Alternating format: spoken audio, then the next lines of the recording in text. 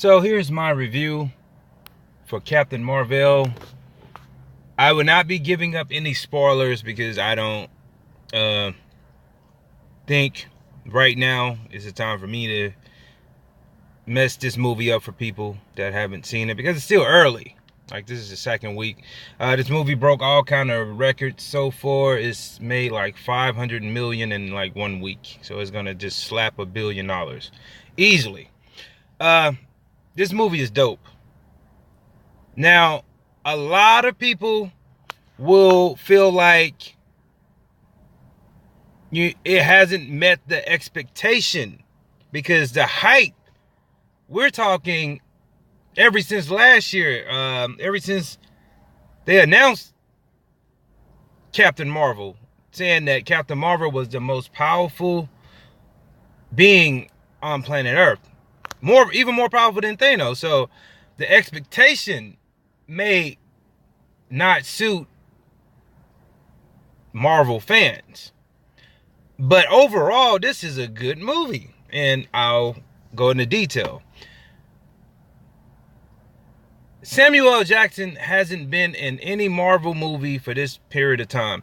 He is in this movie from the beginning to the end. And I mean, he has more lines in this movie than any Marvel movie. He has more time in this movie. This is Samuel L. Jackson's movie, hands down. You get the origin of Nick Fury, where he was born. You get his full name. He tells you all of this in this movie.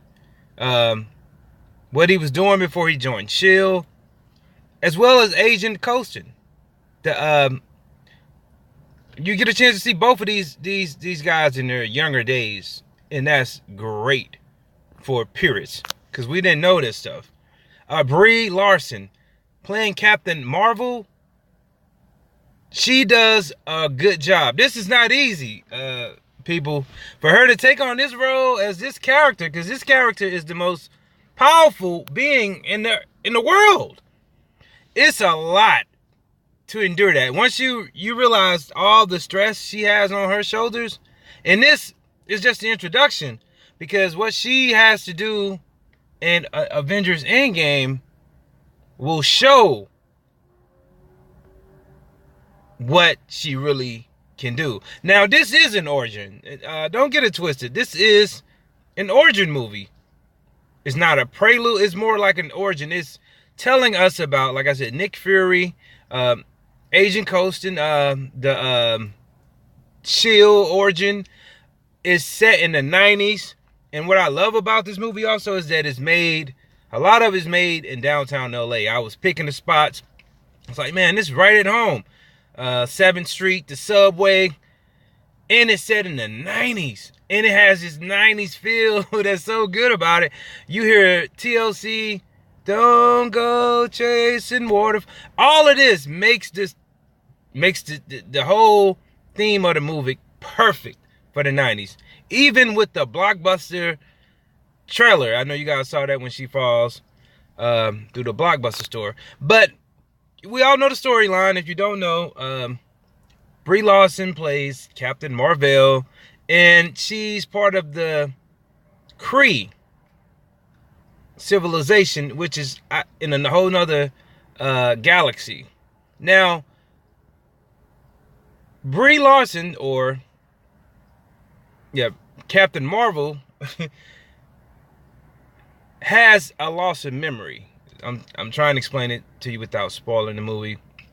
And she is a part of the Kree, and they train her in combat and how to use these powers, because what happened was, when she was in the Air Force, she was part of this accident with Captain Marvel. Actually, that's the name of the lady that was with her. And I'm not going to tell you what happened, but so you understand why she has the name Captain Marvel once you watch the movie. But they train her, and she is skilled in combat, but they also have this sort of modifier on her neck, so she can't use all her powers. Like, she's been held back because they're training her. They don't want her to,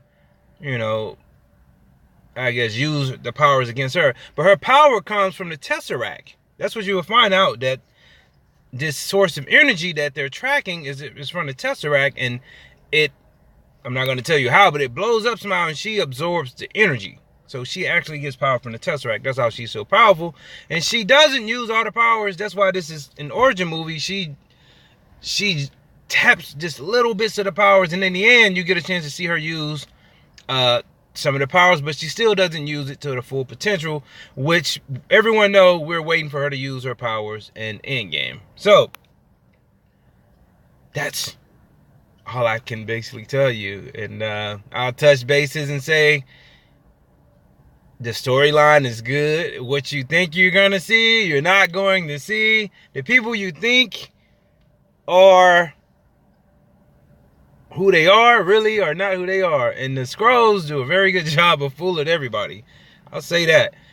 2 post-credit scenes in the end, so don't leave the movies just yet.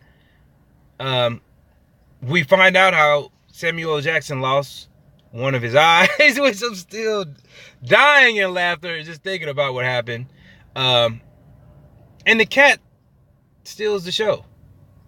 The cat steals Goose. Steals the show. And you find out something about this cat that is so secretive, you have to watch the movie. So much I could talk about this movie. And it's getting you ready for Endgames. That's what we're ready for. And this movie, it deserves the credit that it's getting. I know a lot of people are going to be like, oh man, I waited. And they wanted to see her just be this badass. And she was kicking ass in this movie, you know, but it's an origin movie. You have to learn while she's not where she's supposed to be at yet, you know, so it's an origin movie. That's all I'm going to tell you guys for now, because I'm stoked about it. It was a great movie. Like this video, leave your comments. Go see Captain Marvel. I get Captain Marvel, I would give it 4 out of 5 stars. 4 out of 5. And the only reason I'm not giving it 5 is because we wanted to see more from Brie Larson as Captain Marvel. We wanted more. And we wanted more from some of the secrets that they were holding out about the storylines. But me being a Marvel head, I kind of understood everything about this because I watched all the movies, and I think you can throw away just about 90% of my movies, and I'll just leave the Marvel movies, and I'll be cool because that's all I mainly watch anyways. But to get back to the point, my 4 out of 5 is because she actually did better than what I thought she did. Now, is this movie better than Wonder Woman to me? No. Wonder Woman is a 5 out of 5 movie to me because Gal Gadot actually has me thinking of Wonder Woman. I don't even see her as Gal Gadot anymore. I don't. Like, I can see Brie Larson as Brie Larson still after watching Captain Marvel. You know, maybe not after Endgame. You know, that's when someone actually owns a role. You don't even see that person as who they truly are after seeing that movie. You know, like, from this day forth, we will always look at Robert Downey Jr. as Iron Man, and we will always look at a lot of Marvel characters as the people they portrayed. Chris Hemsworth is Thor. Like, nobody else will take those roles.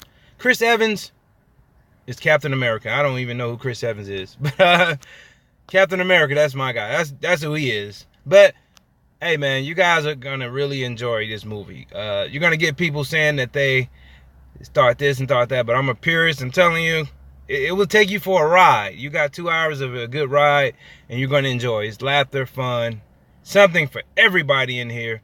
I give Captain Marvel, and then they debate the Marvel name in there. She says her name was Marvel, but of course Samuel L. Jackson, being the funny guy, said Marvel. Okay, that's enough.